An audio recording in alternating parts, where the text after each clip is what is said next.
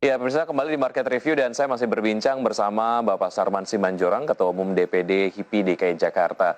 Pak Sarman tadi sempat dibahas mengenai pertumbuhan ekonomi di kuartal 1 tahun 2021 yang memang masih negatif dan masih ada di zona resesi lah. Tanggapan pengusaha seperti apa Pak Sarman? Ya, memang kalau kita lihat bahwa ada perbaikan, ya sudah ada perbaikan ya di kuartal 4 kan 2020 kan kita masih di minus kalau nggak salah 2,97 dan saat ini di kuartal pertama 2021 sudah ada perbaikan tapi walaupun di minus yaitu 0,74%. Nah, pemerintah mematok pertumbuhan ekonomi kita di kuartal kedua itu sebesar 6,9 sampai dengan 7%, ya, memang sesuatu yang amat berat, ya. Ini tantangan berat ya untuk mencapai ini. Walaupun dari kita sisi pengusaha sih sangat gembira dengan target itu, akan tetapi memang ini suatu tantangan yang berat karena harus kita ada satu terobosan-terobosan yang signifikan. Yang kedua adalah memastikan agar memang kita mampu mengendalikan COVID ini.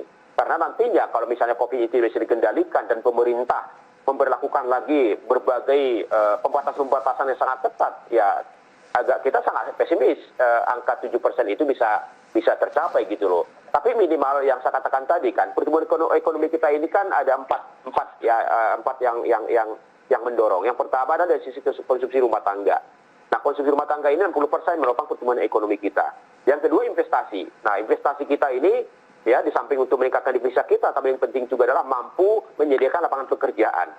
Ya, lapangan pekerjaan. Makanya kita berharap investasi kita ini jangan investasi yang harus investasi yang padat karya gitu, yang padat modal sehingga mampu menyediakan lapangan pekerjaan.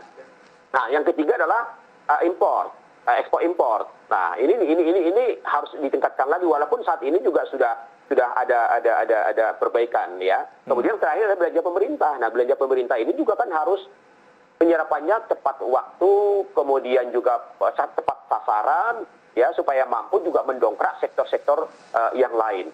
Nah, kalau kita lihat dari sisi pertumbuhan sektor-sektor tertentu yang juga punya nilai strategis menopang pertumbuhan ekonomi kita, Mas Uki, katakanlah mungkin seperti sektor perdagangan. Tadinya kan minus di angka 7,59, tapi saat ini kan sudah mengalami perbaikan, sudah tumbuh walaupun tetap di minus 1,23% misalnya.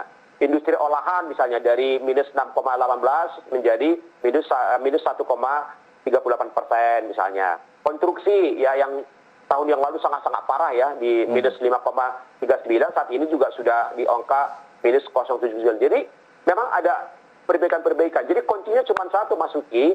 Kalau kita mampu mengendalikan COVID ini, ya, tentu pemerintah nanti akan membuat kelonggaran-kelonggaran.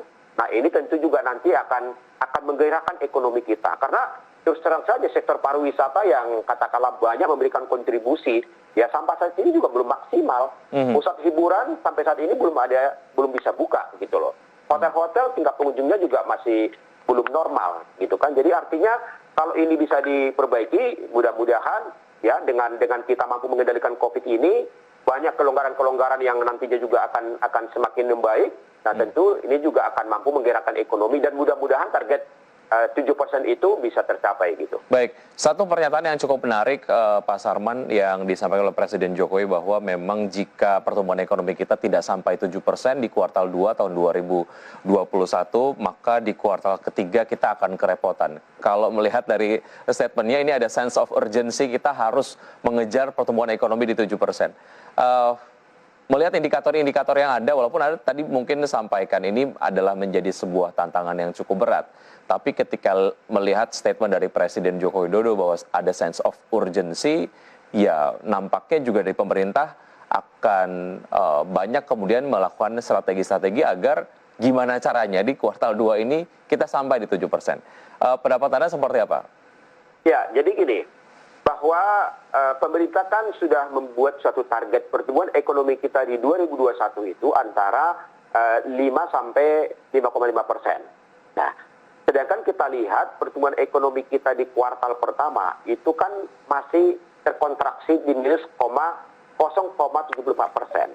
Nah, artinya memang bahwa momentum pertumbuhan ekonomi kita di kuartal 2, 3, dan 4 ini akan menjadi indikator supaya bisa mencapai target pertumbuhan ekonomi kita itu di 5,5 sampai 5,5% dari 2021. Nah, dengan demikian angka 7% yang dipatok pemerintah ini, ya memang ini menjadi sesuatu yang diharapkan bisa tercapai walaupun ini menjadi tantangan berat gitu loh.